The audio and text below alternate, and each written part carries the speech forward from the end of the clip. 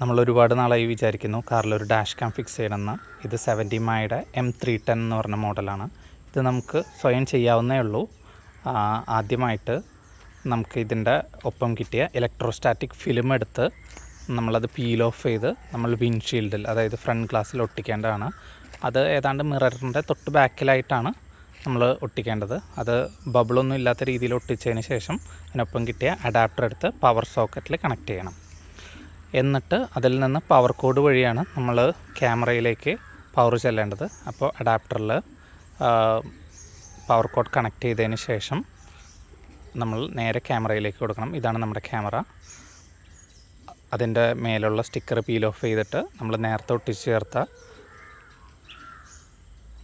Electrostatic ഫിലിമിലേക്ക് അതിൻ്റെ സെൻറ്ററിലോട്ട്, അത് mark ചെയ്തിട്ടുണ്ടാവും, അതിനനുസരിച്ച് സെൻറ്ററിലോട്ട് ഒട്ടിച്ച് കൊടുക്കണം.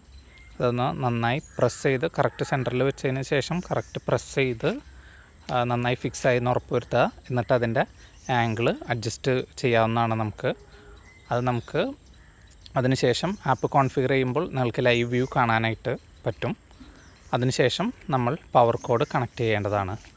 അപ്പോൾ നമ്മൾ ഇതിലെ ഏറ്റവും ടഫ് ടാസ്ക് എന്ന് പറഞ്ഞാൽ ഇതിൻ്റെ വയറ് കൊണ്ടുവന്ന് പവർ സോക്കറ്റിൽ കൊടുക്കുന്നതാണ്. അത് റൂഫ് ലൈനറിൽ കൂടെയാണ് കൊണ്ടുവരേണ്ടത്. അത്ര എളുപ്പമല്ല. ഇതിൻ്റെ ഒപ്പം ഒരു ടൂള് കിട്ടും. അപ്പോൾ റൂഫ് ലൈനർ ഇങ്ങനെ അഡ്ജസ്റ്റ് ചെയ്യാനോ അല്ലെങ്കിൽ ഒന്ന് തള്ളിപ്പിടിക്കാനോ വേണ്ടി നമുക്കത് യൂസ് ചെയ്യാം. എന്നിട്ട് ആ ടൂൾ ഞാനിപ്പോൾ കാണിച്ചു തരാം. ഇതാണ് ആ ടൂള്. നമുക്ക് തിക്കി വയർ അതിൻ്റെ ഉള്ളിലേക്ക് കയറ്റാനായിട്ട് നമ്മളെ ഹെൽപ്പ് ചെയ്യും. എന്നിട്ട് അതിന് ശേഷം റബ്ബർ ബീഡിങ്ങിൽ കൂടെയാണ് പിന്നെ താഴേക്ക് കൊണ്ടുവരുന്നത്. റബ്ബർ ബീഡിങ് പതുക്കെ മാറ്റി അതിൻ്റെ ഉള്ളിലേക്ക് പ്രസ് ചെയ്ത് ഇറക്കിയാൽ മതി. ഹെൽപ്പ് ചെയ്യാനായിട്ട് ആ ടൂൾ ഉപയോഗിക്കാം. പിന്നെ ബോട്ടം ഭാഗത്ത് നമുക്കൊരു സ്ലോട്ട് കാണാം. അതിലൂടെ വലിച്ച് അടിയിലൂടെ വയറ് പുറത്തേക്ക് കാണാത്ത രീതിയിൽ നമുക്കിത് ചെയ്യാൻ പറ്റും.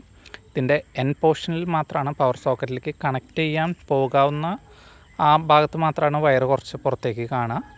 അപ്പോൾ വയറ് ഞാൻ പവർ സോക്കറ്റിലേക്ക് കണക്ട് ചെയ്തിട്ടുണ്ട്. ഈ വഴി നൈസായിട്ട് പുറത്തേക്ക് കാണാം, അത് ശ്രദ്ധിച്ച് നോക്കിയാൽ മാത്രം.